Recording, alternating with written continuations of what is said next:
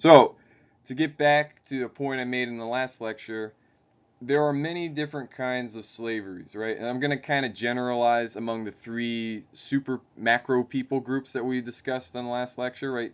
Indians or Native Americans, Europeans, and Africans, right? So, first, Indians. For Indians, slavery didn't have so much to do with money, but with social prestige. So, one major form of slavery, which was incredibly destructive, came from a group known as the Iroquois. So you want to make sure you write that down. If you don't know how to spell Iroquois, I'll spell it for you on here. The Iroquois were a confederacy of five different tribes. Sorry, this is bad spelling. Um, but there are five different tribes that operated as a single tribe. And this will be important. We're going to talk about them because they're going to be the major power player within North America over the 18th century. But one way of thinking about the Iroquois is you look at your hand. You got five fingers on your hands, right? Each finger is its own entity, right? But each finger kind of exists on its own. But if you were going to hit someone, you clench your fist, the five fingers become one fist. So that's how the Iroquois basically operated. Each people, each nation, right? There are five different nations. They kind of did their own thing, but when it came to fighting other nations, other people groups, other countries, if you want to think about it that way, when it came to fighting other people, they united as one military unit. And we'll ultimately see in the American Revolution their inability to decide is what ultimately destroys them. But for this purposes, the Iroquois practiced a peculiar form of slavery. They engaged in a practice called the Mourning Wars. Now, mourning not as in the sun coming up in the morning, but mourning is in crying and weeping. Um, and the reason they did this is so you'd have family members, friends that would die from disease, from old age, from war. And so then they would practice a form of warfare where they would raid another nation. They'd capture somebody, doesn't matter, child, adult man, adult woman, and then they would use that person almost like a replacement for the person they lost. Now the Iroquois knew that the person that they were kind of slotting into the dead relative was not actually that person, but it was sort of a token memorial, like a representative, like having a picture on your wall to remind you of the relative that you lost. Usually, this was done when lots of a bunch of people died suddenly, so kind of tragic, disease, war, something unusual. And so you would keep this slave as basically a status symbol to remind you of your dead relative. Other nations practice slavery basically to capture people, so you could say, "Hey, look, I own more people than you," right? Some Indians took slaves, and they would do housework, and they would also do farming, which is why this says right women's work. Unlike Europeans and maybe your own expectations, and even and Africans were similar, right? Men typically did the farming, right? Usually, but in Native American society, at least in the parts that we're looking at, that was considered a woman's job. Women farmed and men hunted, right? So you would take some slaves, and then the slaves would help your wife, your aunt, your sister, whoever. Um, they would help her farm, and it was kind of a ritual form of humiliation, right? Now you're basically categorized, labeled in society as a woman, right? Which in Native American society, women had powers. They engaged in levels of diplomacy and politics, but in the same way, right? Women, I'll generalize even today in our society, right? Men don't want to be misdiagnosed as women. Women don't want to be misdiagnosed as men. Um, you want to be seen as how you identify, and so to make men, act like women was basically to rub their nose in it. Some nations even called slaves. The word for a slave was just the same word for dog. So you're not even really a human anymore. So the point being, Indian slavery was about social prestige. It was brutal, but it was kind of small scale. It wasn't about making money. It wasn't linked up to massive ownership of people, right? Most, only elites held a couple of slaves, no more than half a dozen usually, but that was it, right? or a family owned the slave if you were Iroquois and you replaced a family member. But it wasn't huge or massive, and it wasn't connected to any sort of trade. European slavery, on the other hand, had a long history. It goes back to ancient Greece, ancient Rome, that had massive forms of slavery. But we're not going to cover that too much. Germanic people, so the kinds of people that make up Great Britain, France, Germany, tended to be somewhat uncomfortable with the idea of slavery. Namely, it was this sense that, a real person, right, comes from, the word gens in Latin means nation. So a gentleman is a real person, somebody who actually belongs to the tribe. Um, a real person wouldn't be degraded with that form of labor. And so typically these nations, unless they subordinated and captured another nation, which you see some of that in European history, they didn't want to keep their own people as slaves, right? Most people group across the world tend not to enslave their own people. Uh, Additionally, on top of that, there was also wariness and hesitancy about the idea of Christians enslaving other Christians. The church at that time, right, we won't get into all that, but the church at the time generally rejected this, right? There was some understanding that Christians may actually be slaves, and that Christians may own slaves, and that the slaves that Christians own may in fact be Christians, but it was looked down upon, especially if you captured people, right? It's one thing if you bought someone or you had someone, but it's another thing if you go out to a slave market and you're buying from somebody who's literally stealing people from their own homes, right? That was frowned upon. That was considered sinful and immoral. So it was complicated. However, Europeans were connected to the different forms of slave trade that were in existence. The word for slave presumably comes from the same root word that we get the ethnic category Slav.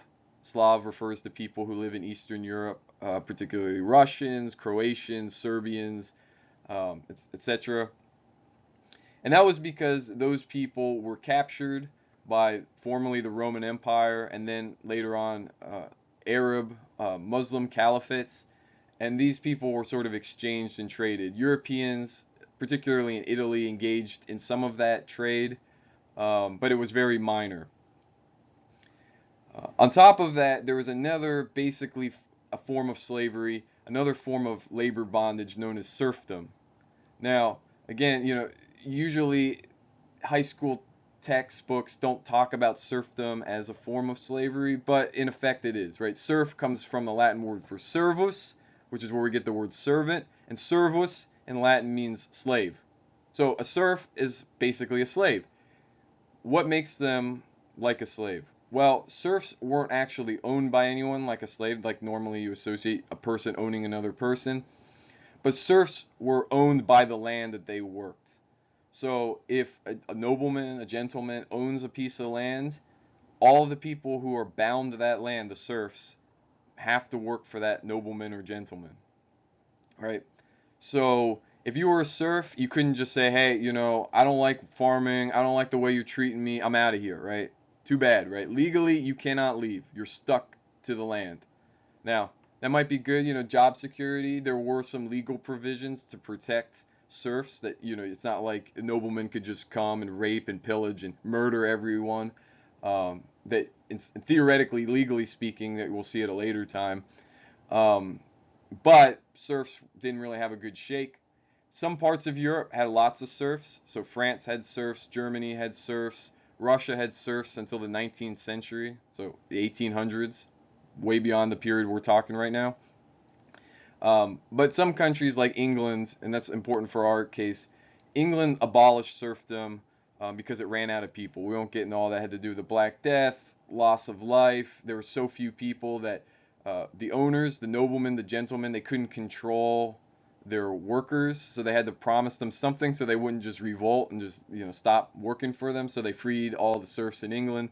And so by the time we're looking at, right, serfdom doesn't actually exist in Great Britain, and in France it had shriveled up. But this is a form of labor that Europeans are kind of used to. The idea that you can be contractually, for one reason or another, born into a state of servitude. And finally, African slavery, right? We talked about that. There's so much land in Africa and there's so few land in Europe. There was tons of people in Europe relative to the land. There were few people in Africa relative to the amount of land that was available. So owning people was a form of wealth in the same way that in Europe, owning land was a form of wealth. So, like I mentioned, I won't go over it too much, but slaves in Africa could kind of move up and down in society. Slaves could own slaves. Um, the slavery that takes place in West Africa, that's sort of the beginning of our story, um, is connected to the trade going north and east to the Arab world. And then it's the same trade that Europeans are sort of dabbling in, either buying from Arabs or selling to Arabs. Usually the church is frowning upon it, but right, people just do whatever they want because it was a form of money. You buy and sell people. If you want a personal servant, some social cred in that. Slavery was much more widespread in sub-Saharan Africa, but like I said, if you were the slave of some random dude, right, maybe your life sucks. But if you're the slave of the emperor, um, you might end up being a general, a prime minister, the head of the treasury, the money supply. You might own slaves, you might boss the other slaves around. And ultimately, right, you could be freed, and then as a free person connected to the emperor, then maybe you become a very powerful and important family in the capital. So, um, but again, right, if you're a slave, you can be degraded, you're forced to do the grunt work, and life is tough. So, in none of these circumstances is the point, oh, slavery was actually great, it was really good. No, it was a form of coerced labor. People make you work for a living and they don't pay anything, which, I mean, on the one hand, they do take care of you usually, but on the other hand, you're not free to leave. You're stuck. You have no real rights because you don't belong to anyone. You don't, legally speaking, uh, in terms of how laws operate on society, you don't actually have a family. You don't belong to anyone, so you're just a piece of property. But it wasn't racialized, right? There wasn't this sense that, you are of a big category and we can take your people. In all of these circumstances, Indian, European, African, there had to be sort of reasons why you could capture people, and most people, um, maybe their lives don't get much better, but they might be able to get out of slavery, and it's not permanent. It's not like if you're a slave, then your children are slaves. The closest would be serfdom in Europe, where your family is just indefinitely bound to the land, but again, you're not actually owned by anyone, and you have legal rights as a serf in a way that slaves, either in Europe or India or Native Americans in the Americas or in Africa, had no rights. Right. Now, another key part of understanding American slavery is not just the existence of slavery, which is pretty common to human history, right or wrong, um, and we'll come to different forms of slavery even beyond literally owning people. But another key part of American slavery is linked to the plantation system, which is if you can Google plantation, find out what it means, but in short, a plantation is basically a giant farm, right? So why did Europeans get interested in slavery, particularly for giant farms? So Europeans become familiar with plantation systems, right? It's a technology, right? It's not just, oh, I just bought a bunch of land, now I got a big farm. No, plantation is about having a big farm for the purposes of producing something very specific. It's planned. It usually requires something that we would call science, agricultural science. You have to know how to make stuff, right? Farming is not easy. You don't just throw a seed in the ground and something pops up. So Europeans learn about this. We won't get into too much about the history of it, but Europeans learn all about this stuff when they engage in the Crusades. If you don't know what the Crusades is, you could Google, look it up, find it on Wikipedia, just to have a sense. It doesn't really matter. You don't need to really know about it. But right, it's the knights fight. Christian European knights going to the Holy Land, fighting Arab Muslims, trying to conquer Jerusalem. It's a lot more complicated than that. It's really brutal, incredibly political. It's really not that much for most people about deeply religious things. Sometimes it's just about trying to carve out your own life and figure things out. So anyway, Crusader kingdoms are established. These French and German knights land in what's modern day Syria, modern day Turkey, modern day Israel, and they establish their own little kingdoms. While there, they learn how to create complicated plantation systems, uh, particularly for the production of sugar and of grapes, and grapes for wine. Sugar cane, in case you didn't know, um, usually if we do this in person, I play a game where we try to figure out where the different crops come from, and people are surprised. Like, where are potatoes from? Or you sort of associate potatoes with, I don't know, French fries, European cooking, but right, no, they're from the Americas. Sugar is from Asia. That's a key crop, right? I'm just gonna telegraph this ahead of time so you know what I'm talking about. Sugar is incredibly powerful.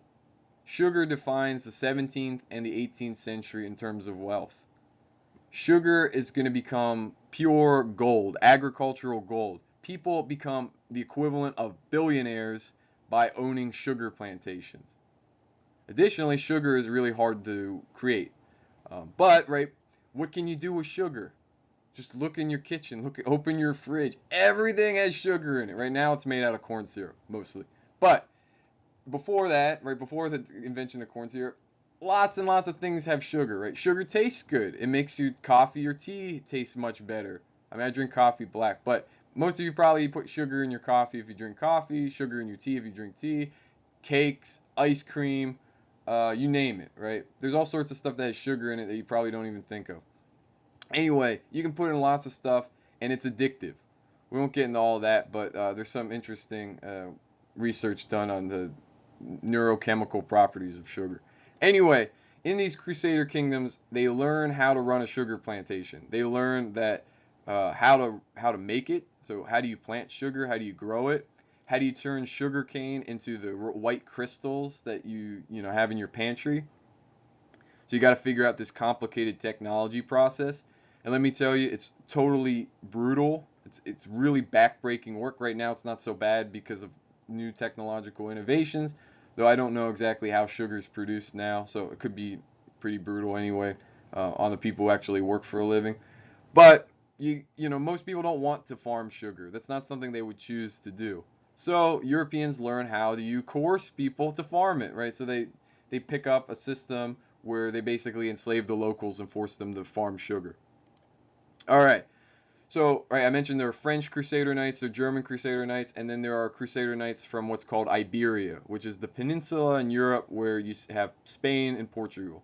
If all of this is kind of vague and confusing, right, this is the nice thing about watching an online lecture. You can, type in map of Europe in your search bar and look at an image, right? You can see all of this stuff in real time. It might help you get some perspective, so it doesn't just talk like, or it doesn't sound like I'm talking about a fictional fantasy kingdom. Um, However, right, this is key. So these Spanish and Portuguese knights, they learn about this. They kind of tuck it away. It's in the books.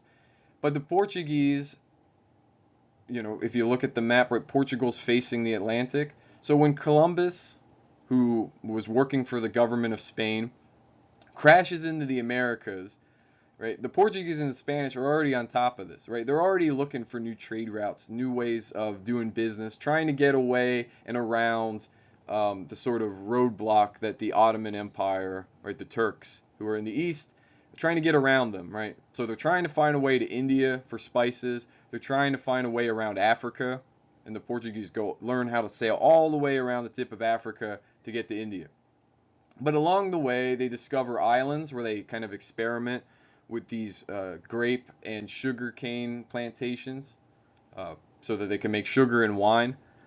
Um, and they also meet African traders, right? So this is the key turning point in African history when the coastal people who are poorer, they're victimized by the much wealthier, powerful empires that are further inland trading with the Arabs, like the Songhai and then the Mali.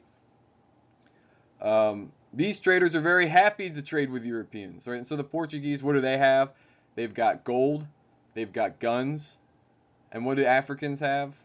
Africans also have gold, and they'll have salt, and they'll have slaves. So the Portuguese, they don't really know what to do with the slaves at this moment. For the African traders, this is a key form of wealth. But the Portuguese begin engaging in a form of slave trade, and then successively the Spanish do too. Now, this doesn't really mean anything, but just kind of remember that this is already starting to happen. With Christopher Columbus coming to the Americas, the Spanish, right? I'm not going to kind of recap, well, I'll recap briefly, but I'm not going to tell you the whole story. But the Spanish arrive in the Americas. So if you want to know where do they go, just think of where in North and South America do they speak Spanish. So one of the key places was Mexico. Another key place was Peru, and everywhere else. Mexico and Peru are super important because Mexico and Peru have indigenous silver mines. They have a lot of silver, and this was basically money you dig out of the ground. So Spain became incredibly wealthy, and there's a whole complicated story about how this all happens. But Spain becomes really wealthy by ripping the silver out of the ground. Additionally, as the Spanish take over pre-existing empires, which help them organize people, they knock out the Aztecs in Mexico. They take out the Incas in Peru and modern-day Bolivia and also parts of Chile. Um, the Spanish just basically take over this old empire, and they take the native peoples, whether it's the Aztec or the Incans or the various peoples that they had subjugated or kind of influenced. The Spanish basically conquer these people and force them into labor camps. The Spanish are interested in creating a system of farms using that plantation technology that they learned from the Middle East. And they're just trying to figure out a way of self-producing food. So, of course, the main crop that the Spanish learn to grow from the Indians that they capture is corn. Right? That corn is an American product, right? You learn how to make tortillas, you learn how to make cornbread, all this stuff, right? Corn is an essential. And a variety of other crops. The Spanish bring over European crops, so they start growing wine. They experiment with coffee, which is an African crop. They're trying to figure stuff out. Now, how do they run this labor system? Particularly, right, we won't get into all this because this is part of, I'm trying to focus on the American aspect and the stuff you need to know to understand the history behind it, is that the Spanish had, for a variety of reasons, after kind of recapturing some of their own territory, instituted a racialized system. They were afraid of sort of enemies within. So pure blood Spaniards were given a higher social prestige than Arab, Berber, or African Moors, the group they refer to. If you don't know what I'm talking about, it's okay. I'm just kind of giving you a sketch. To explain why when the Spanish go to the Americas, they implement a similar kind of racial caste system. It becomes very complicated. At one point, I think there's about 134 different classifications. This isn't what we normally think of, because in the English version of this, it will just become white and black. And that has legal meaning, right? If you have one drop of African blood, you're black. If you have one drop of Native American blood, you're Indian. But that system hasn't been created yet. The Spanish are the first to begin to sort of put the pieces together. So, what kind of racial caste system do they have, right? So, if you were born in Spain and you were pure blood Spaniard, you were the top of the food chain. If you were born in the Americas, but you also, were pure European Spaniard, you're one level down. Then if you mix in with some Indians, then, if you're like 3/4 Indian, then you're further down the chain than the guys who's only one half Indian and one half European. At the very bottom of the food chain, the Spanish begin importing some of the African slaves that they're buying from the Portuguese. So they're at the very bottom. But of course, people kind of navigate and negotiate it, right? There's no blood test. So people, if you can kind of pass at one level or another, the government's trying to come up with complicated schematics to basically say, okay, you're like rank 64, so you get these social privileges, you can work in this kind of place, you can own this, you can buy this, and so on. So it was kind of flexible. People were trying to move up the social scale. And there's still some existence of this in the Latin American world. If you just turn on a Mexican television station like Telemundo, you can see what I mean. Anyway, this is basically how the Spanish set up their system. Why is this important for us? Because the English and the Dutch and the French become jealous of the Spanish. Spanish become really wealthy. They're dominating a whole people. So the English and the French, they want to learn from the Spanish, and they kind of engage in this sort of thing. I'm going to come back to indentured labor contracts, but just write that word down, indentured servitude. Well, we'll come back to that. All right, so finally we're getting on to our colonies, right? Almost 30 minutes in, I'm just barely finishing the intro, right? So that's basically the foundations, the social structures, the different forms of slavery. All right, so let's get to the colonial history, right? So first we're going to start with Virginia. If you don't know what Virginia looks like, that's basically a picture, right? When the English arrive in Virginia, and like I said, the English are trying, they are defining themselves, saying, "Hey, we're not going to be like the Spanish," and the Spanish had developed a very poor reputation because one of the priests who were sent to sort of evangelize the Spanish or evangelize the Indians and convert them to the Catholic Church, a guy named Bartolomeo de las Casas. He was really upset with how the Spanish were treating the Indians. There was actually a debate. We won't get into that, but a guy named Sepulveda, who was debating Las Casas, he basically thought the Indians were robots. They weren't really human. You shouldn't even bother converting them. You just work them to death. They're just machines. That view did not win out.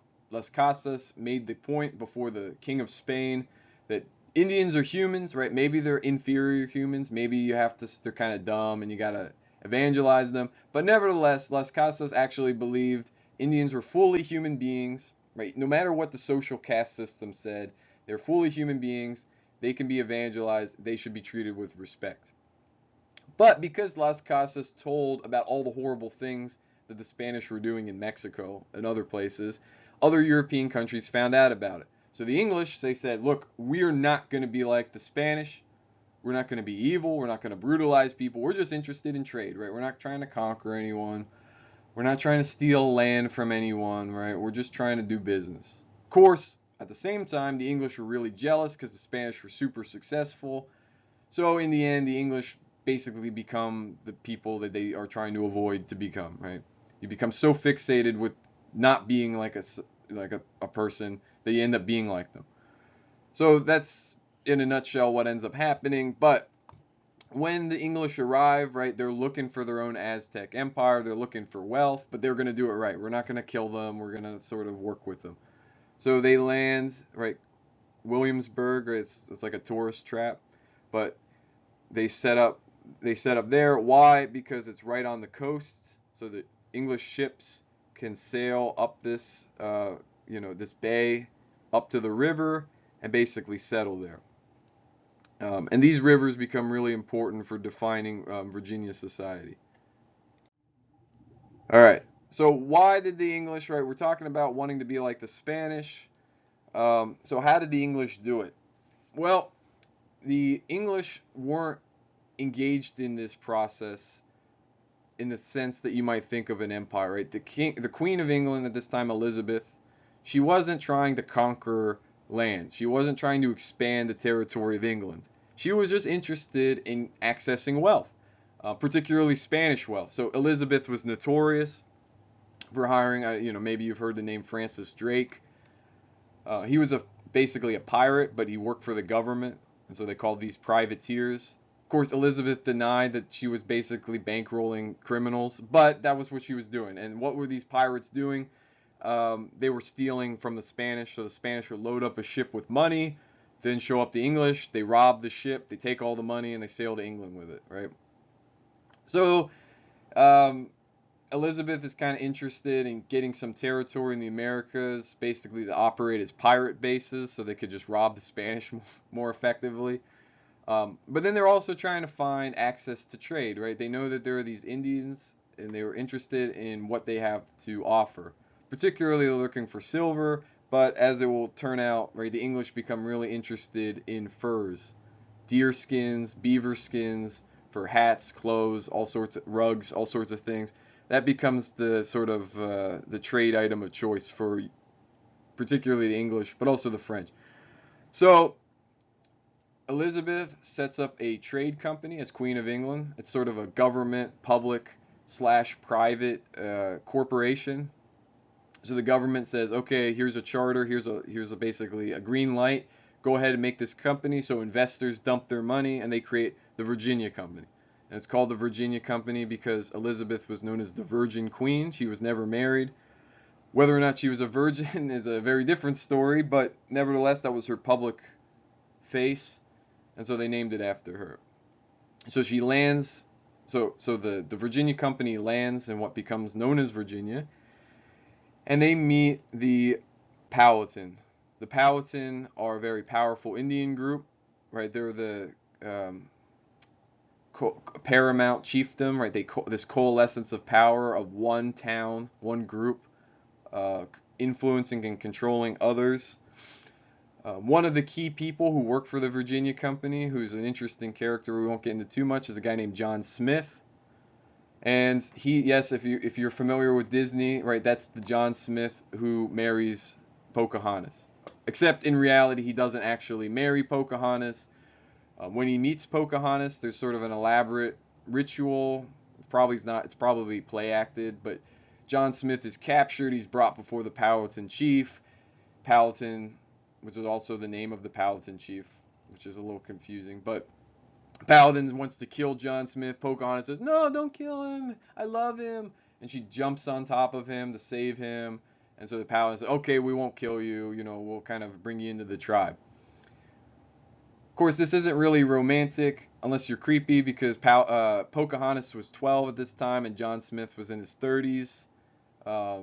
But right, they probably had zero relationship in reality. She'll go on to marry a guy named John Rolfe, and she'll have some kids, and a lot of elite people in Virginia will ultimately be related to Pocahontas. But nevertheless, the Paladins want to basically set up trade with the English, but then they start butting heads. The English don't want to basically pay tribute to Powhatan. In fact, the English think they're tougher and stronger than the Powhatan. We won't get into too much, but there are three pretty rough wars linked to some really bad harvest times, some really bad disease. But what ultimately happens is after these three wars, the English destroy the Powhatan. The other native groups are happy at first because they don't like being bossed by the Powhatan, but then they end up finding themselves bossed by the English. So by 1646, the Powhatan are wiped out, right? The English doing the thing that they said they weren't going to do. But nevertheless, right now they're in control of Virginia. And at first, right, these traders come. They're like, what do we have, right? What's there to trade, right? These Indians don't necessarily have that much, right? They're not too interested in fur yet, but they discover tobacco. All right. Columbus had already discovered tobacco right, when he met the Indians in what's now Dominican Republic. He saw them smoking. This is the phrase, the peace pipe, smoke the peace pipe. Tobacco was used in sort of diplomatic rituals between different Indian nations, and so Columbus brought tobacco back. Right, he introduced the first cigar to the Pope. He gave it to the Pope as a gift.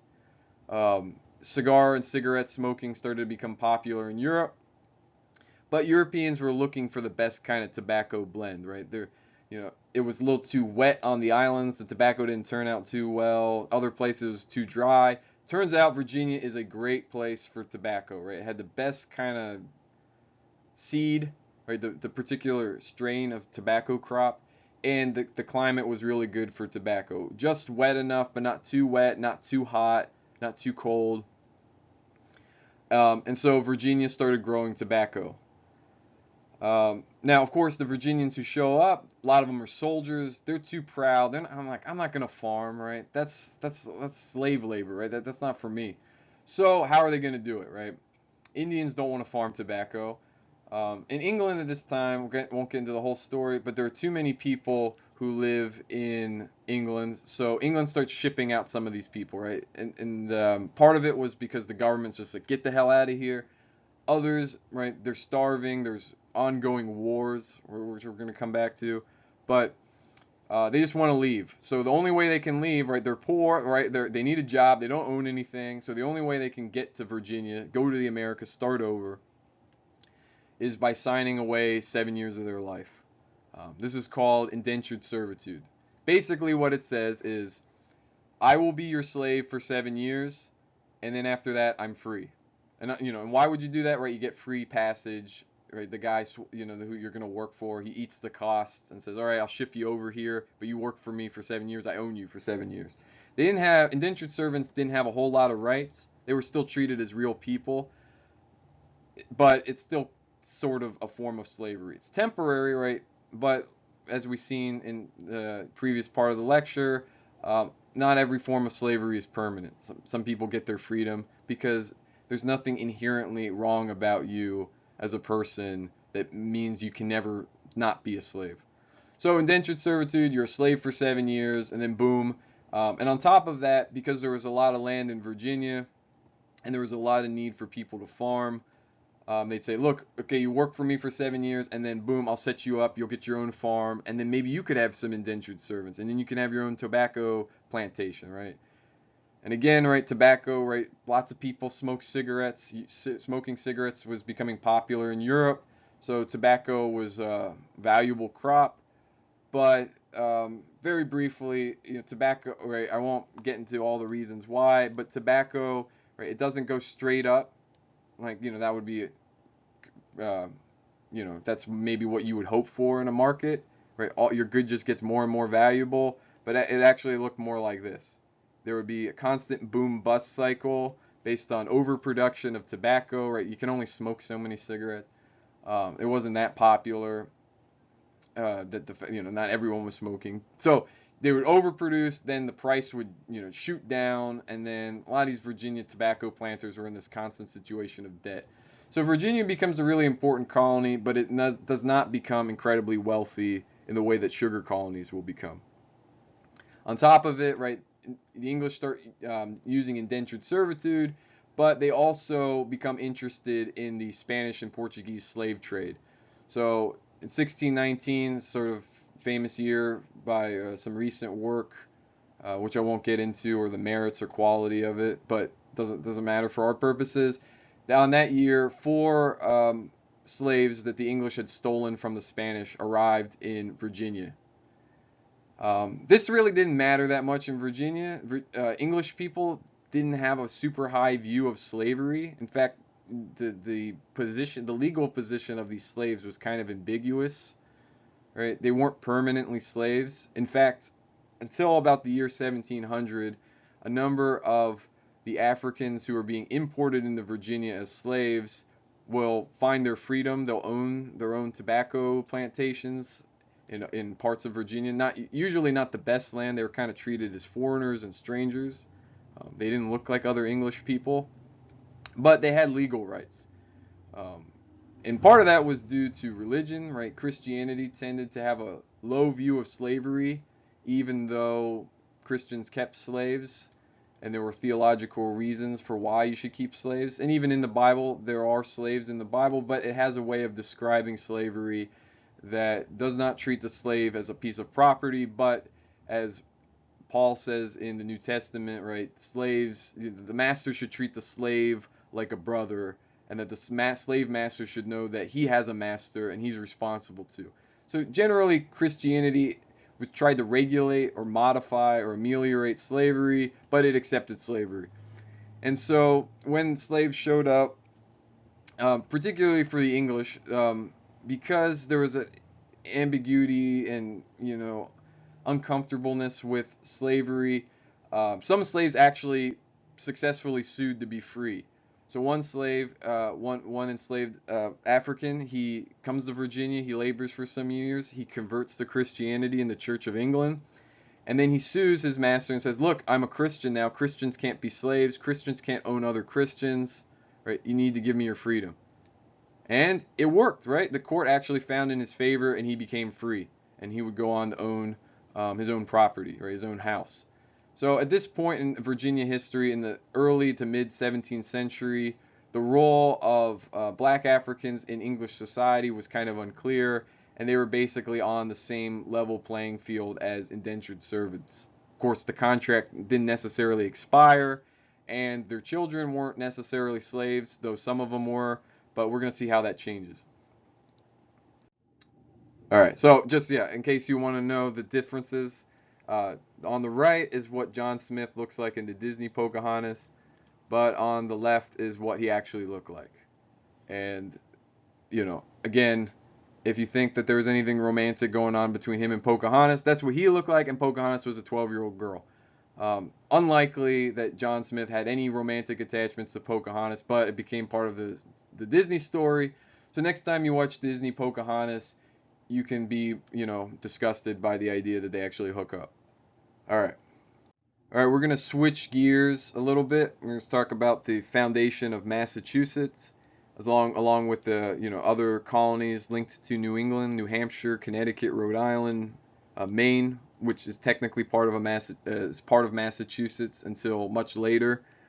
But right, Massachusetts is unique because unlike the Virginia Company, which was founded by soldiers who were looking for trade, Massachusetts' origin had more distinctly ideological and or religious reasons behind it. And we're going to talk about that. But I want you to notice, and I'll explain why. Look at all of these little dots. They're all these little towns that pop up, right? And you can see all the years. That's really important. So just make a note of that. So Massachusetts was originally, like Virginia, founded as a corporate colony, right? It was the government, public-private joint venture where the government gives a green light, a bunch of investors dump money in, and they're looking to make money. So the Massachusetts Bay Colony is created by the Massachusetts Bay Corporation in order to find trade access to material goods, which in this case is primarily fishing, but then it will also be trade in the fur exchange. And in case you don't know, right, fishing is particularly profitable from the Nova Scotia area down through Maine, kind of down to Massachusetts, right? I mean, if you go to New England, you kind of have an expectation of eating lobster, seafood, right? It's very cheap because it's very accessible. Fish is good food. If you salt it, it lasts for a long time. So that was the idea, right? But unlike Virginia, Massachusetts is unique because it had, and we'll get into other colonies that resemble this. Massachusetts had a distinctly religious and or ideological view of what it was trying to do, right? People coming to Massachusetts weren't just coming there to make money or kind of try to get out of England because they're, running out of land. But they also came because they wanted to create a new world, literally a new England, right? And why was this, right? It goes back to what we were talking about in the last lecture, really briefly, really summarized and boiled down, coming down to the Reformation. To give you a brief recap, right? The Reformation, which is what divides Roman Catholics from Protestants. We won't get into all the doctrinal differences, but it has to do with the shape of the church, right? Should the Pope be in control? Different doctrines about how do you go to heaven? How do you get saved? The relationship between Christians and things like the saints. Do you pray to the saints? What do you do with them? A lot of this had to do with all these doctrinal distinctions. If you can boil down the Reformation, it comes down to basically what authority does the Bible have? Protestants would say, look, I read the Bible. There's no popes in the Bible. I read the Bible. There are no cardinals. There, this doctrine, that doctrine doesn't exist in the Bible. So what are we supposed to do with that? Protestants had a variety of ways of dealing with that. As I mentioned in the last lecture, right, England goes through its own Reformation. The church in England breaks off from Rome, says, right, we're no longer affiliated with the Pope. We're going to refer to it just as the Church of England. But the Church of England decidedly becomes a Protestant church, right? The Church of England is Protestant. But, like I said, not everybody's on the same page, right? How far do we go with these reforms? How much do we turn to the Bible, right? What does the Bible even tell us, right? Does the Bible teach us about salvation? Yes, everyone agreed on that. But can you just read the Bible when it comes to forming a government? Is the Bible our infallible and only rule for figuring out how you engage in economics? So on and so forth. And so sometimes people would look at, right, this group is known as the Puritans because they want to purify the Church of England. The Puritans look at the Church of England and they see it as a reform, as a reformation, as a revolution that's not complete, right? We had a good start, church is solidly Protestant, but it's not Protestant enough, right? It still has a hangover. It's still kind of too Catholic-y. It has bishops, it has liturgy, it has priests who wear robes, right? We don't want that, right? We're trying to get rid of that. Now, I won't get into it.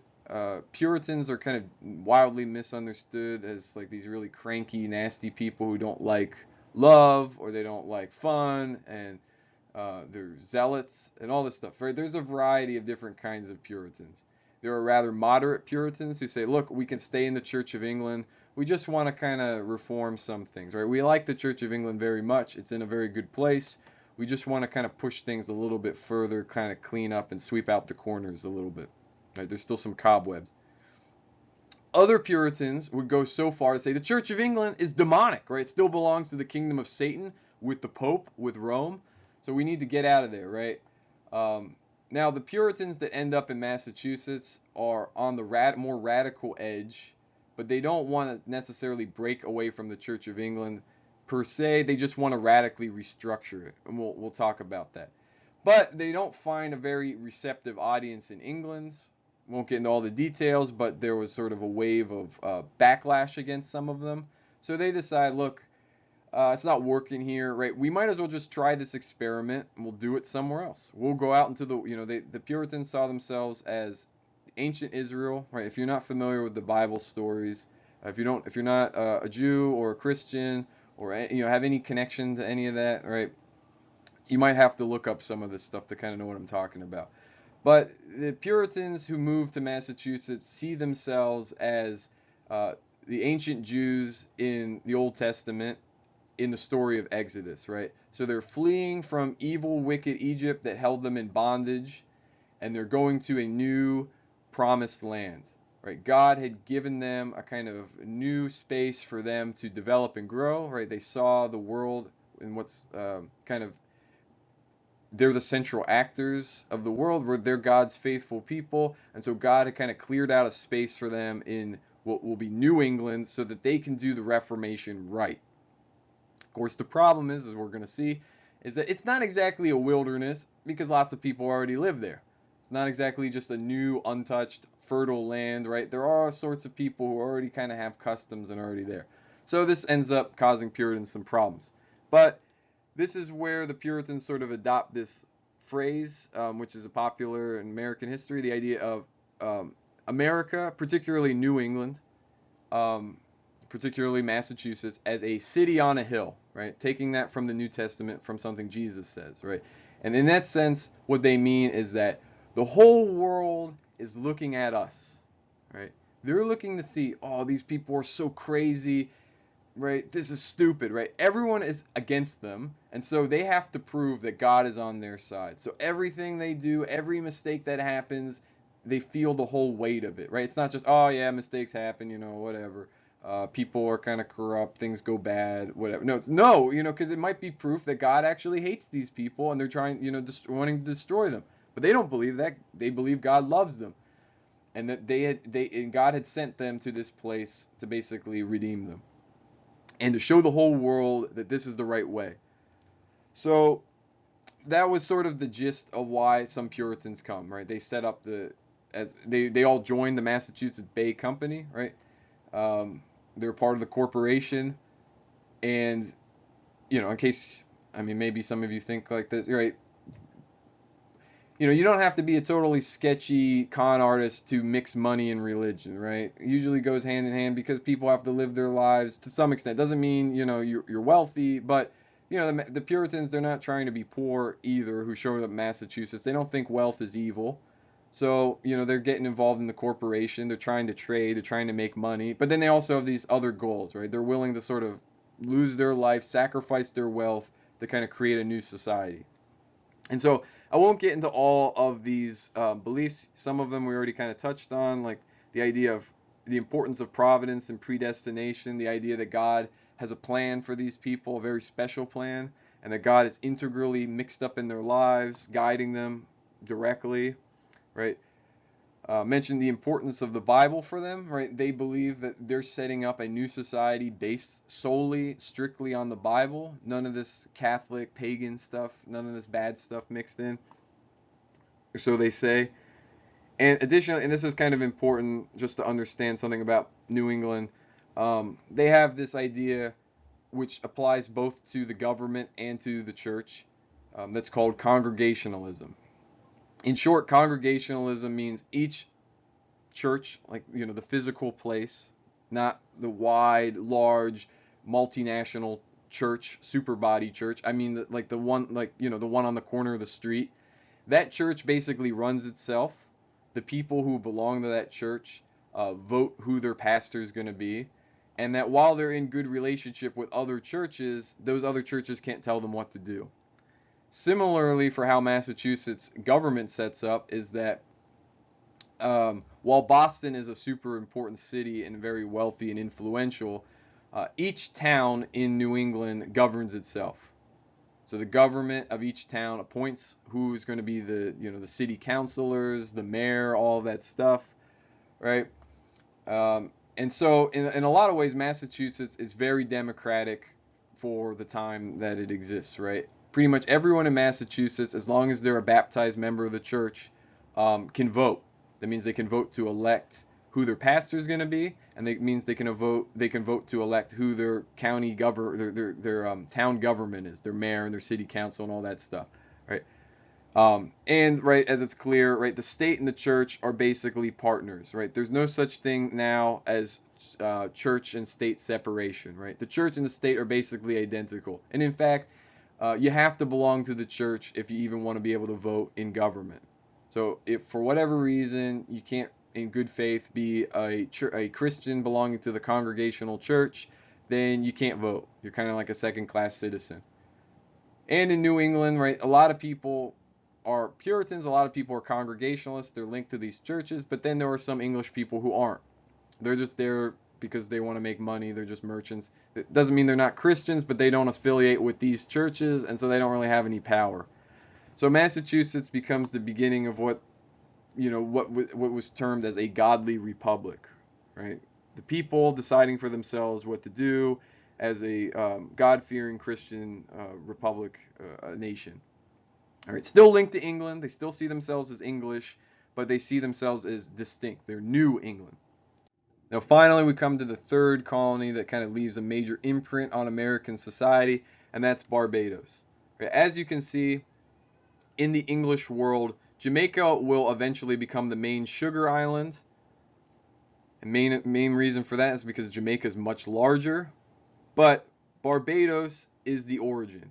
Barbados is the first major island that the English learn how to grow sugar on, and that this idea of plantation, we could call it plantation capitalism, this idea that you make these massive plantations, you usually using slave labor or coerced labor. Originally they used indentured servants, but they became too hard to handle.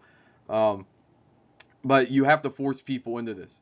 And so Barbados is making a ton of money. Sugar's crazy brutal.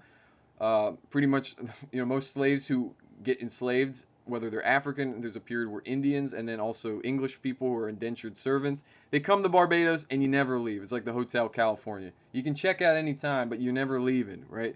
And they die because sugar is really brutal. It's backbreaking work.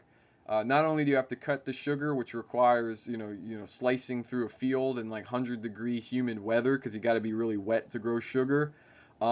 But then there's all sorts of technology that's about refining the sugar, which involves molten vats of sugar that are being poured to sort of strain it out to make the white crystals that you're familiar with. And of course, occasionally people were burnt to death, they were worked to death, they were not effectively fed, fed well enough to work, but not to survive and have a family. And so the island of Barbados is very tiny. It becomes all about sugar.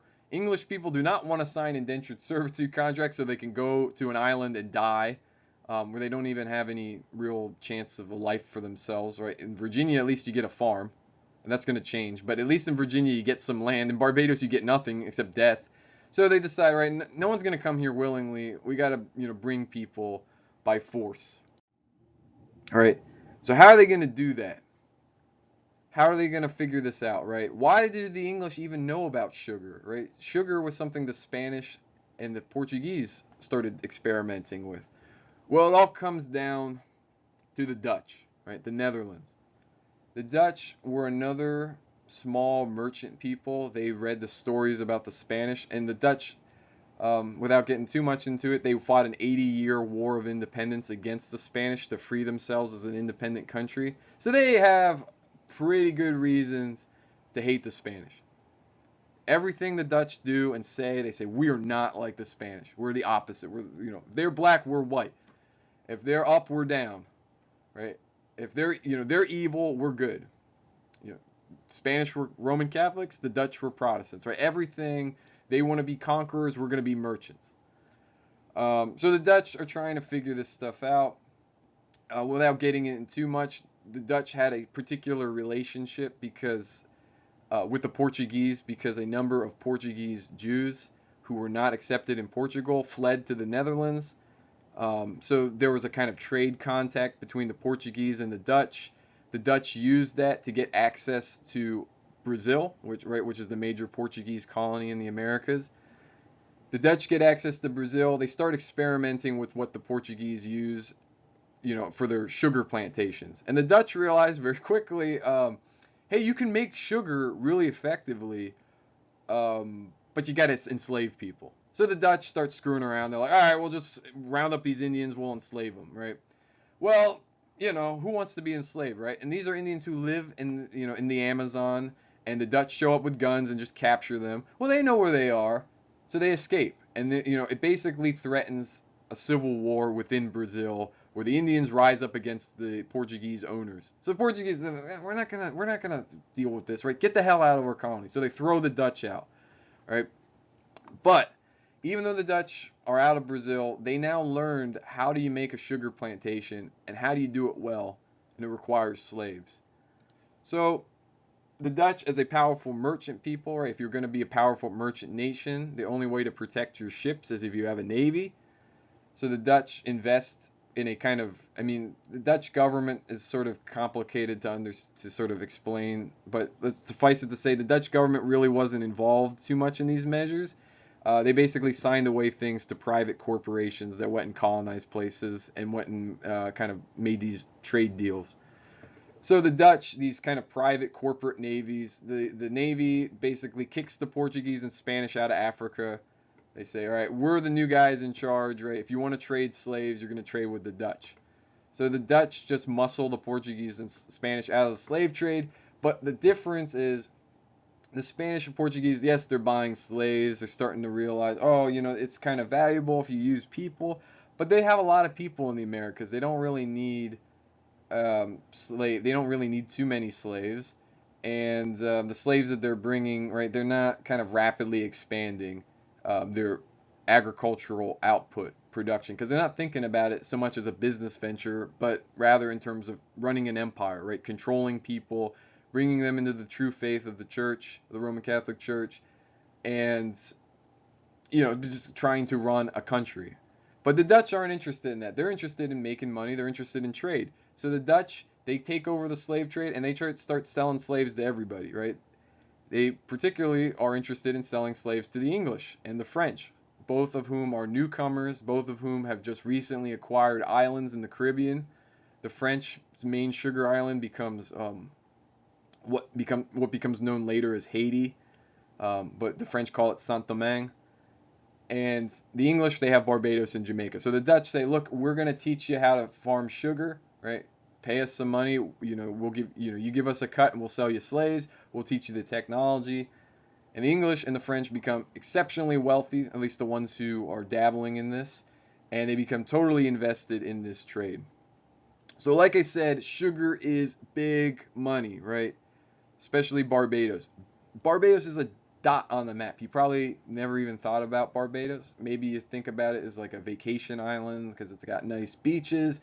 But no, originally it was just a massive slave plantation owned by a couple dozen people. The whole island owned by a couple dozen people who all work to make sugar.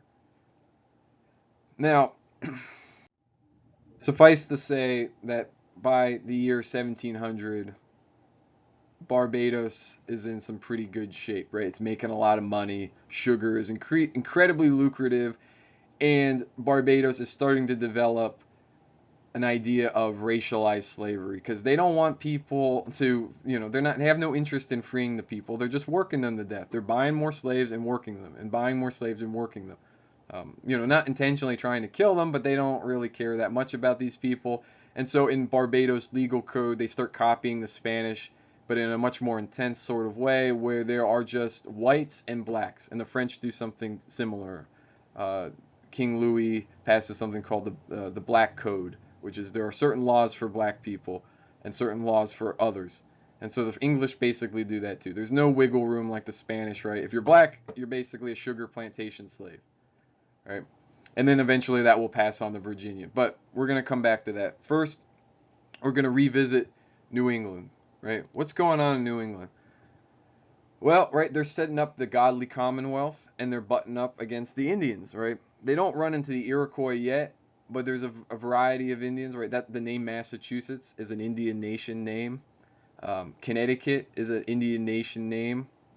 But the most important Indians will become these two groups. You want to write them down: the Pequot and the Wampanoag, right? I'll see how to spell that. The Pequot, they were a regional power, right? The English start dealing with them. Other Indian nations don't particularly like the Pequot because they're kind of bossy, they're kind of domineering, and they look to the English, right? You can help us, right? So the English say, sure, right? We're gonna mess you up, right? Pequots, they start asking for more stuff. They want to trade more on better terms for them. The English say, no way, right? And more English people just keep showing up, right? It starts scaring them. So the Pequot and the English wage war, right? Kind of normal for Indians, except the other tribes that ally with the English, right? So the English aren't just fighting Indians, they're fighting the Pequot, and they have a lot of allies to help them. But the other ally Indians are scared. Why? Not only because there's more and more English showing up every day, getting off of boats, but the English are really brutal, right? We won't get into it. The 17th century, the 1600s, really rough time in European history. Multiple civil wars linked to sort of religious warfare, right? I mentioned that it's linked to Reformation and the aftershocks of it. But suffice to say, right, they learn how to fight rough and dirty. So the Indians, right, they do like little skirmishes, 5, 10, 15, 20 people die in a battle. Okay, and then you retreat and you kind of renegotiate terms, right? No, the English play for keeps. They go all or nothing, right?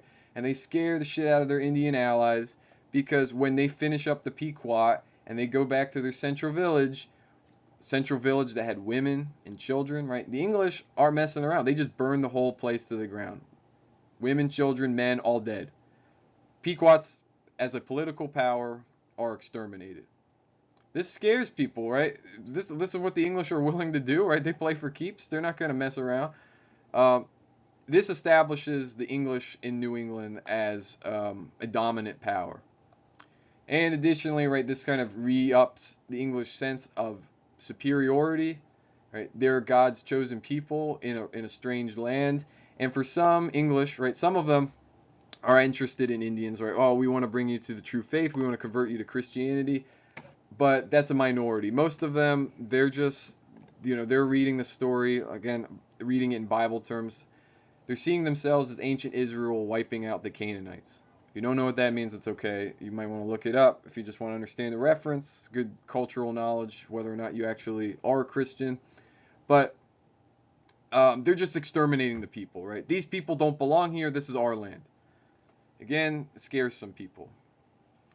Right, real short, right? After the Civil Wars, more and more English people start pouring out from England because the country is not hospitable for people who want to live that Puritan congregational kind of life. So again, more and more people start showing up in New England. And as they show up, they want to spread. They don't want to come to New England and live a poor and impoverished life. They want to come to have their own farm, to have their own land, to have their own family, and kind of, do for themselves. Of course, they end up start encroaching on Indian land. And there's all sorts of misunderstandings. Native American nations don't have the same understanding of property law as the English do. The English bring all sorts of obnoxious new animals, like cows and pigs that just sort of gobble up crops. The English look at the cows and pigs. They say, that's my property, right? It's a farm animal. It works for me. But Indians see it like, oh, it's like a deer. If I shoot it and kill it and just sort of take it, It's mine. This kind of misunderstanding, sometimes the Indians do this on purpose. They're like mad that the English cow broke into their farm and ate their crops. So then the Indian just shoots the cow and keeps it, right? And this pisses off the farmer. Both sides think they're doing the right thing. Both sides don't understand the other side, and they're getting into fights. Eventually, this peaks in what's known as King Philip's War. The Wampanoag, right? Again, you should just know it. I'll spell it for you, but you don't really need to know that much about them as a people, except to know that they're a powerful group.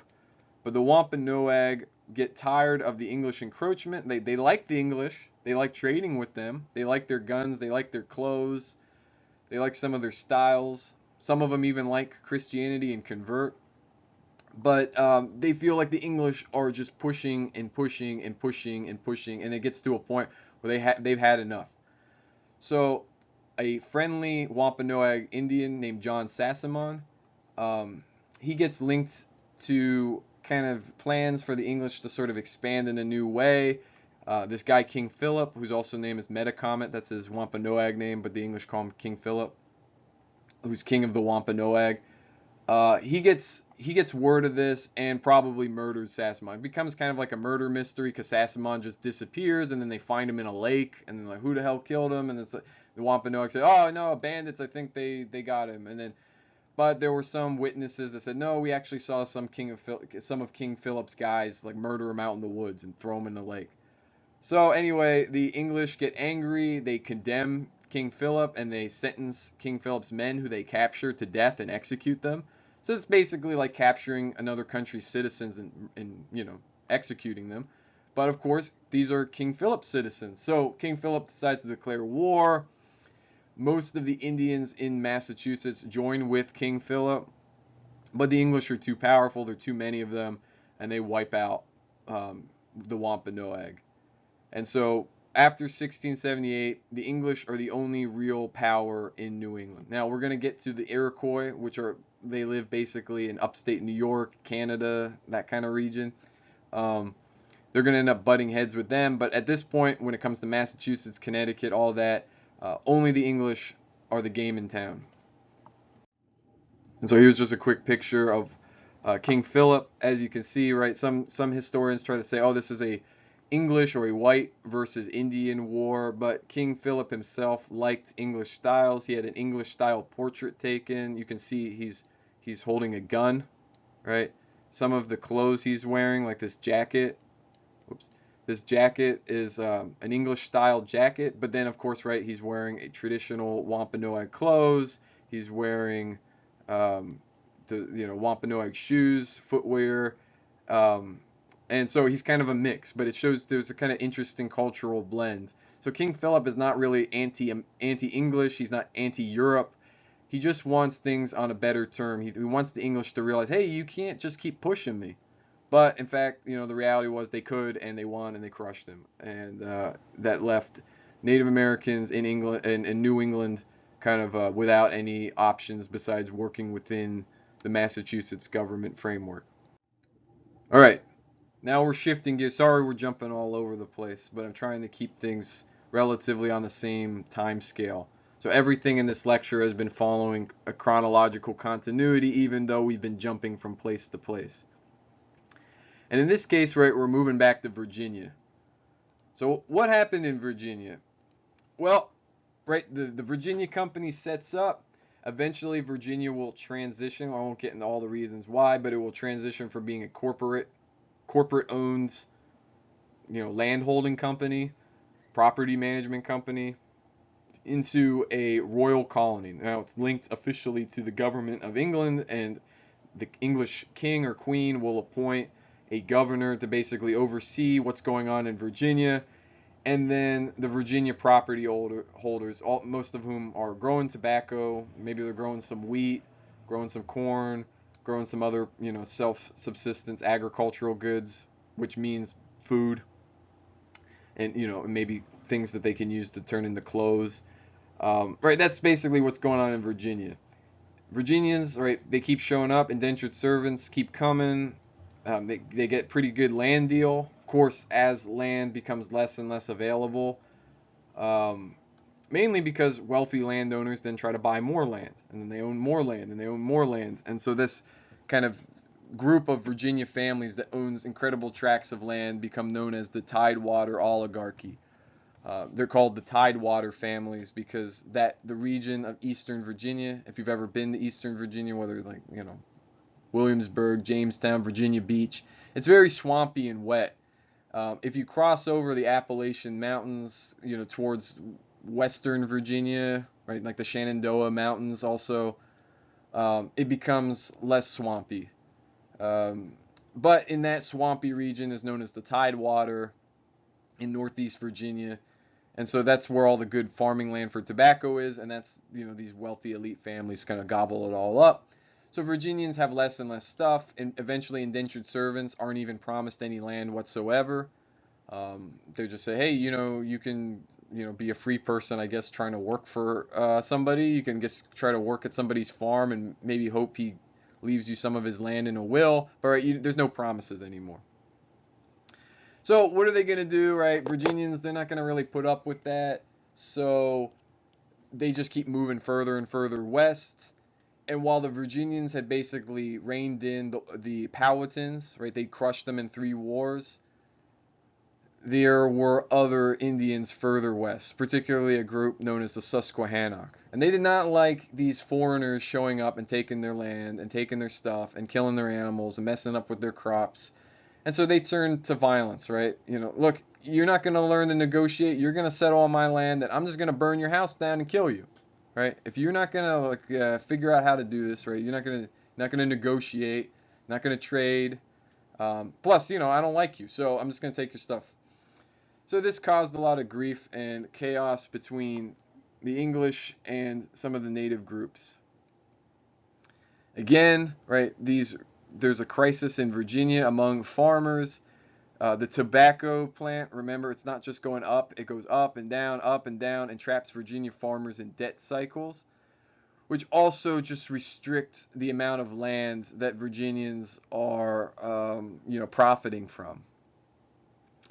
So, on top of that, too, right, and this is this point right here, because the Virginians are sort of on the fence, they don't have that much control of the West, and these Eastern elites are pretty comfortable with themselves.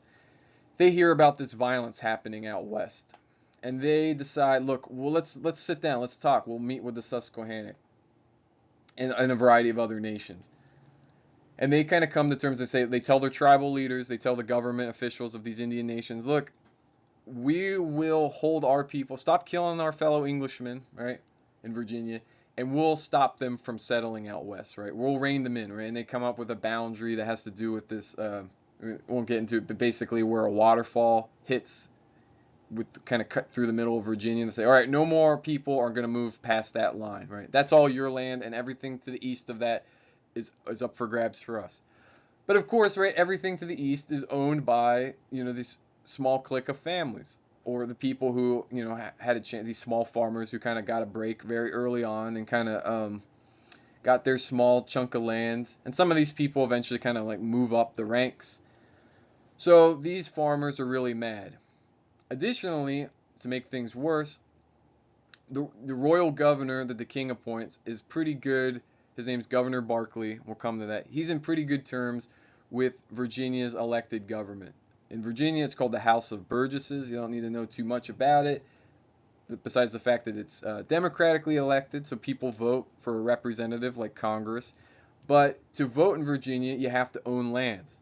Of course, what's the problem with the people who are moving west? What's the problem with small farmers, poor people trying to trying to make their own way?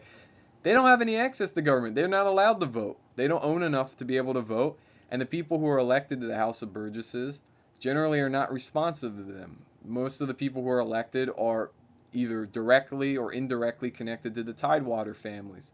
So it seems like they're just getting screwed, and on top of it, the government is siding with the Indians who are murdering them, right? And this isn't going to fly. So a wealthy landowner he's got it for his own reasons, part ambition, part sympathy with these poor farmers, a guy named Nathaniel Bacon, he basically turns on his fellow Virginian elites. He says, you know what, you're right. you deserve a better shake, right? The government should listen to you, right? Why are we dealing with Indians that are taking your land? We need better access to things further west. We should tell the Indians to leave, right? We'll buy the land from them, or we'll take it by force. And on top of it, we're going to lower taxes so that you're not crippled by the government trying to sort of make do because the tobacco prices aren't selling as well as they should. So Bacon, he riles up these farmers, he leads a rebellion. Some people used to think 1676, right? 100 years later, 1776, American independence. Was Nathaniel Bacon's uprising a kind of proto-American independence movement? Probably not. But it was popularly motivated about poor people, pushing against a government that was not listening to them, that was disrespecting their rights and siding with their enemies, seemingly. That's going to be a theme that's going to come up again. So you might want to underline that. But Nathaniel Bacon's rebellion at first is very successful. It captures the capital of Jamestown. It drives the governor out. Part of the city ends up burning down, which is what this picture is because of the violence to capture the capital. But when Nathaniel Bacon takes it, he actually ends up contracting a virus, a flu, a disease. I forget what it was exactly. Some kind of, maybe it was the plague. Anyway, Nathaniel Bacon dies from this illness. And without the leader, his movement rapidly falls apart. Again, Governor Barkley, who is sort of on the run, he's not going to let this movement pass, right? He doesn't want this sort of thing to happen again. So the Virginia House of Burgesses, in conjunction with the governor, decide to pass some new rules, right? They pass some new laws and say, okay, fine, right? We see that you had some grievances. We'll give you some land access, but we got to stop all these people coming, right? All these indentured servants are coming over from England, and they have expectations. They know their rights. They know what they were promised. So we got to stop these people from coming. We'll comfort and please, and we'll help out the people who are here, but wait, no more. So what does that leave, right? That leaves, what are you going to do if you need laborers to work on your tobacco plantations? Well, guess what Barbados had taught them? Slavery works, and you can create a law code where blacks are just socially inferior. They're just property. So after Bacon's rebellion, and it's completely cemented by the year 1700, Virginia passes some new laws that basically institutionalize slavery. Slavery is defined by being black. If you're black, you are, there were still some free blacks in Virginia, but you didn't have political access. It didn't matter how much land you had, and most Virginian blacks didn't own that much anyway, but they were no longer allowed to vote. Baptism no longer gave you any option for leaving the bonds of slavery. And in general, right, slavery was defined in basically racialized term. If you're a slave, your children are slaves, their children are slaves, their children are slaves, and so on and so on and so on. And it's defined in racial terms, right? It's defined by being black, right? White Virginian Englishmen or other people could not be slaves. So this is basically the origin in Virginia of bringing this Barbadian legal code that was adopted from the Spanish more firmly and solidly within Virginia, within sort of the North American orbit. All right, jumping back to New England very briefly, just want to tell you stuff that's happening there, right? They wipe out the Pequots, they wipe out the Wampanoag. The English are very powerful there. But New England is still kind of weird, right? It's got this very particular form of government that's very democratic by the standards of the age, right? This godly republic. It's linked more explicitly to the church. And this doesn't quite fit in with the rest of England. But over the 17th century, right, New England becomes more and more integrated within the English Empire. Part of this is because New England sees the trade opportunities of trading within the English Empire, right? The English have sugar, they have slaves, and so New England becomes a big trade output, right? People come to New England to make money, some of them, but, some people are just coming to set up their own little farm. But, if you've ever been to Massachusetts, the soil's not good. I mean, there's some swamps, but you can, what are you going to grow there? Cranberries? Anyway, there's nothing really to grow there. They can do some subsistence farming, but that's just basically to keep you alive. You're not going to make money from that. So New England becomes really famous and connected with trade. Boston becomes a huge trading center. So you write that down. Boston is a trade center, merchants, markets, that becomes all about New England, right? That's how they make their money. So even though, right, we're going to hear about later, New England doesn't have very many slaves, though it has some slaves who basically function as domestic servants.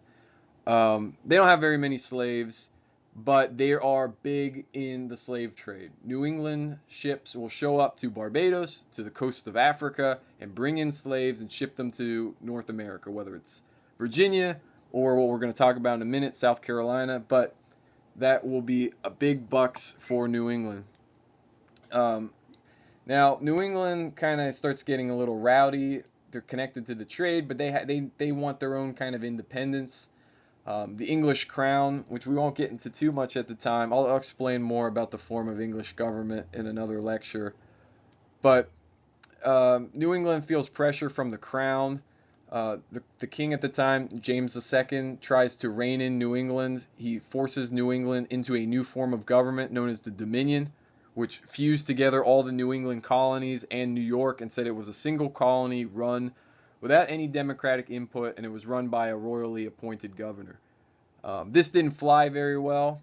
Now, James II's interest in doing this was he thought the New Englanders were too rapacious, too wild. They're getting into fights with all these Indians.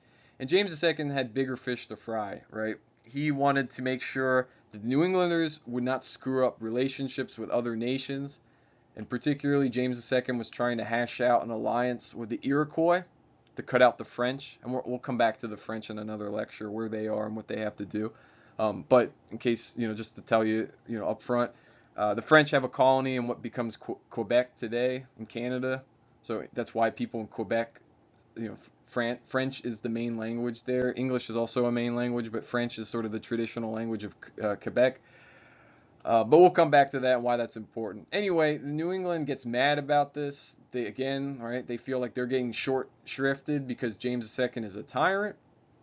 Right, on top of it, doesn't help that James II is a Catholic, and he's negotiating with Indians to the expense of New Englanders. So their rights are stripped away, and they feel like the government's dealing with foreigners and enemies. So anyway, this sparks uprisings, rebellions, which then catalyze into back in England, and I'll explain more of this later. There's a kind of revolution in England where James II gets thrown out. He gets replaced by another king, William III. And so New England participates in this, saying, hey, we're rising up against James because of William. But in reality, they're already pissed. So anyway, they overthrow James's appointed governor, and the New England elite decide, look, it's better if we kind of integrate more and rather than trying to sort of do our own thing. And William III basically respected New England's wishes to kind of do whatever they wanted, but New England received officially new charters as royal governments, which meant the crown, the king, got to appoint someone who basically oversaw the government, and the more radical form of town-based government that you saw where the people in each town elect their own pastor, and they still were able to do that, but the town-based government was now subordinated. It was placed under to this royal government that sat in Boston. And finally, right, I'm sorry, this is probably one of the longest lectures that you're going to have to listen to. But finally, we get back to Barbados, right? And this is what kind of cements the African aspects of the slave trade into the American legal, political system, social system. Now, there are a lot of Indians in North America, right? So the question might be, if you're setting up all these plantations, why not just capture Indians, right? Well, this part of the story is to explain why, right? Why don't you just enslave Indians? Because that's usually, you never hear that in the textbook, but it was huge because the English actually did try this. So let's tell this story. Barbados, right? It's a tiny speck on the map. It's great for sugar plantations, but if the whole island's making sugar, what's your problem, right? Well, you don't have any food. How are you going to feed your slaves? How are you going to feed yourself, right? You need easy access. So Barbadians right? They're basically functioning as a kind of independent empire within an empire. They're so wealthy, they basically control themselves, and the English government can't really tell them what to do too much. So the elites in Barbados hook up with investors in England, and they're thinking, all right, we need to find a new colony. So Barbados tries a couple different options. They look at a couple islands, but eventually they will settle in a land that they are going to call Carolina. They're going to name it after the king at the time, uh, who was King Charles. Um, but they're going to name it Carolina, and they're looking at Carolina as basically a food depot. Right? Barbados pumps out the sugar, but we need food, so Carolina is going to pump out the food.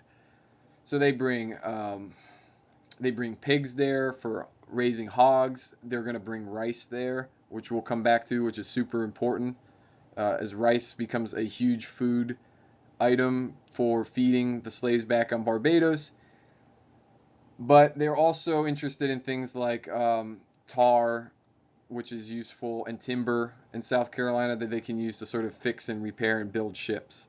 So South Carolina is basically like the Home Depot store for Barbados. They go there, they shop around, they bring stuff back to sort of fix up the island and keep it functional.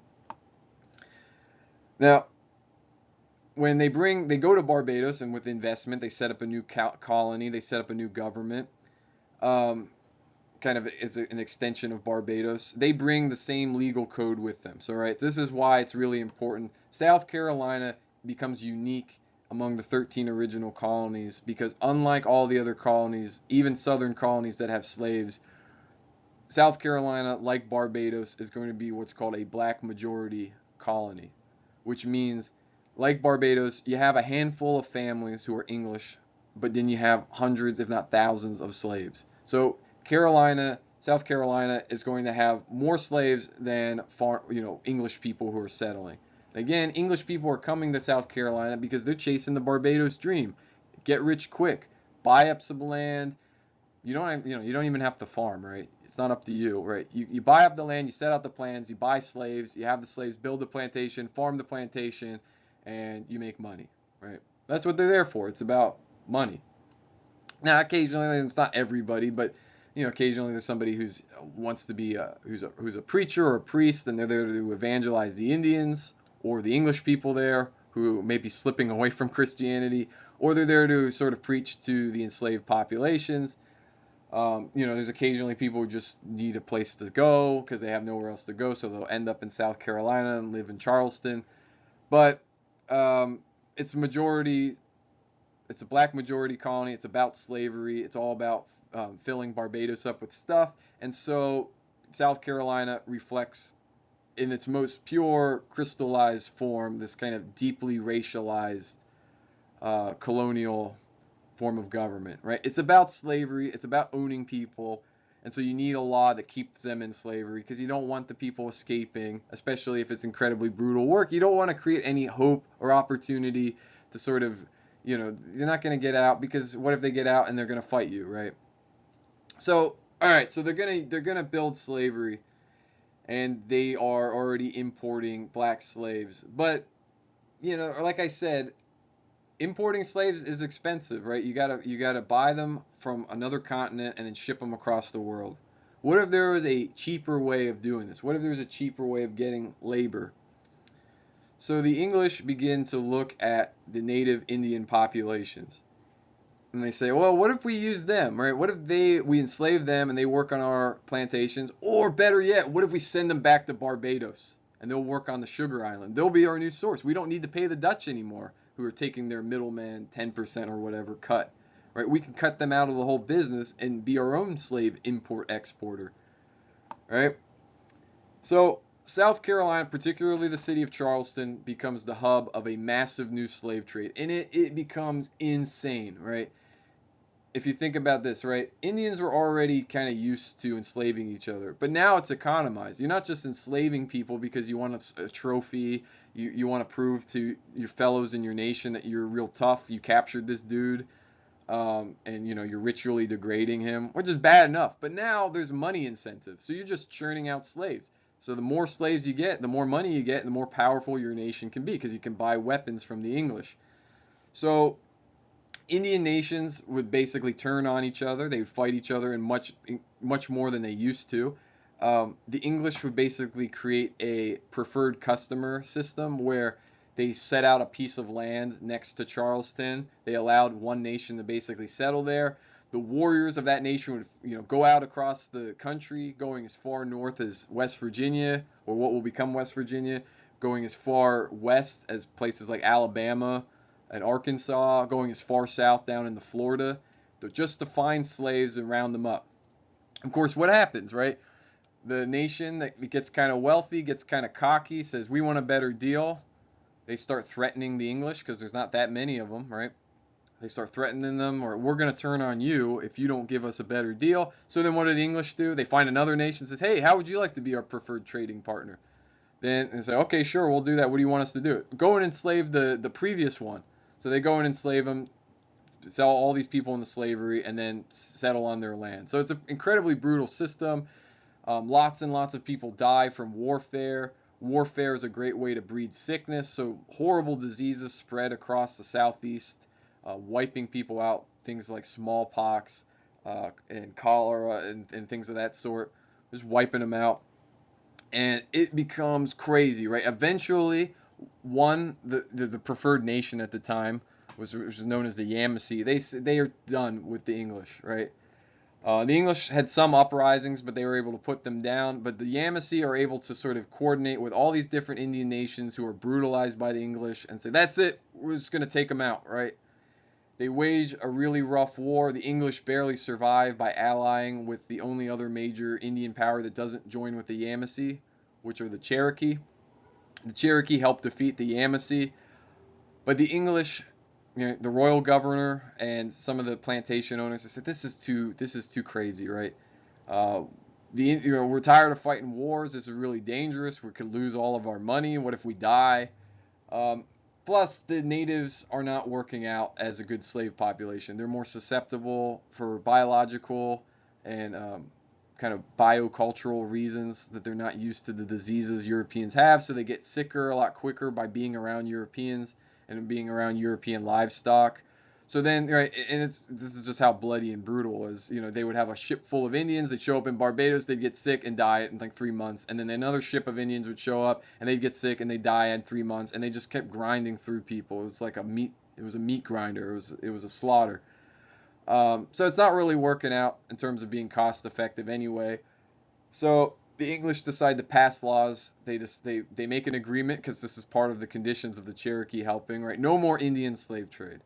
So after 1715, the slave trade in Indians ends in South Carolina. All right, after some tribes are completely obliterated. 90% of the people are dead. Some villages, 90 to 100% of the people die because they die from disease, they die from war, or they're enslaved, or they just run for their lives. They just abandon it because the place is like haunted at this point. And they try to join with other nations. But it becomes so crazy and brutal and out of control that South Carolina says no more Indian slave trade. We're just going to stick to the African slave trade. And so that cements the sense that South Carolina will be a black majority colony. It will enslave black people to farm. And what do they farm? Right? Again, there's a variety of different crops, but rice becomes the golden crop for South Carolina. Again, if you've ever been to South Carolina, especially on the east coast of it, it's a swamp.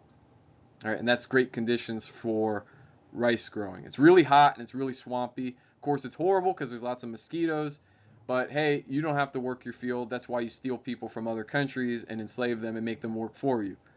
So this is why this kind of plantation capitalism, agricultural capitalism of this era, it's incredibly wealth building, right? People go from being zeros to being the equivalent of billionaires overnight.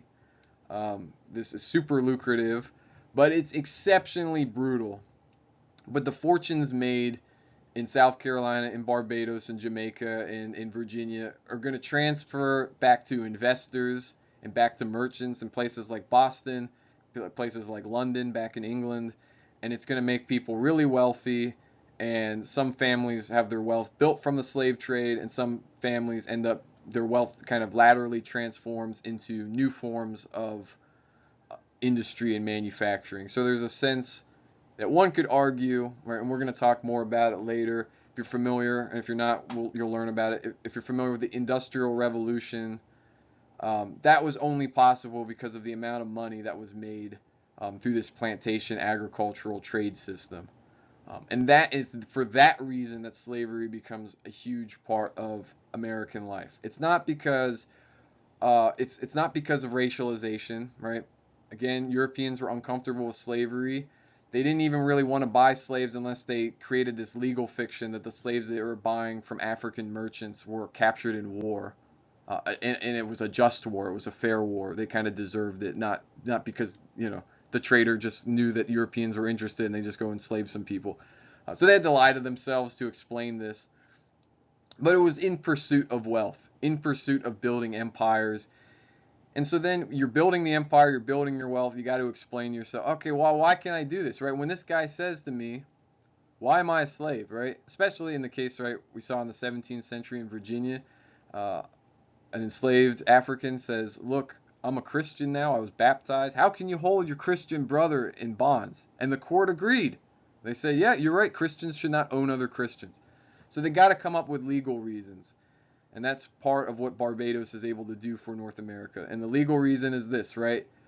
We're allowed to exploit them for wealth because these people are inferior by design. Right? Whether it's because God did it or nature or something, right? It doesn't matter if they become Christians, they're not allowed to be on their own, right? And again, right, there are some free blacks who live in Virginia. They kind of right, they're not Africans anymore in the sense that they're the different nations that come from Africa that are captured. They've kind of forged their own kind of identity as black Virginians, black Englishmen, but they're very small and they're politically weak. They don't have any influence. They can't vote. They're just kind of minding their own business, trying to survive. But for the vast majority, they're enslaved and they become a key part of this massive empire wealth building enterprise. And it's that which defines sort of a core part of the origins, not only of the country of the United States, but its sort of political and labor system. And it will ultimately end up dividing North from South, and from those who are free, who do not use slaves to farm, and those who do. But we'll come back to that because that system is still changing, right? It doesn't, right? North America does not become, except for South Carolina, and to a little bit of a degree in Virginia and North Carolina and Maryland, where you can grow tobacco. But in places like, next week we're going to talk about Pennsylvania. But in places like Pennsylvania and in Massachusetts, while in New York, while there are slaves there, the slaves are not very valuable because you can't actually grow anything of value in those places. And so South Carolina becomes the gold mine, the very wealthy and powerful colony in North America that's more like the Caribbean than not. It's more like Barbados and Jamaica than Virginia and Massachusetts. But we'll see how the South transforms because while rice only really grows in South Carolina, we're going to talk a lot more about cotton later. So until then, right, I'm John Parks. I'm your host for this, and I'll see you next week. Peace.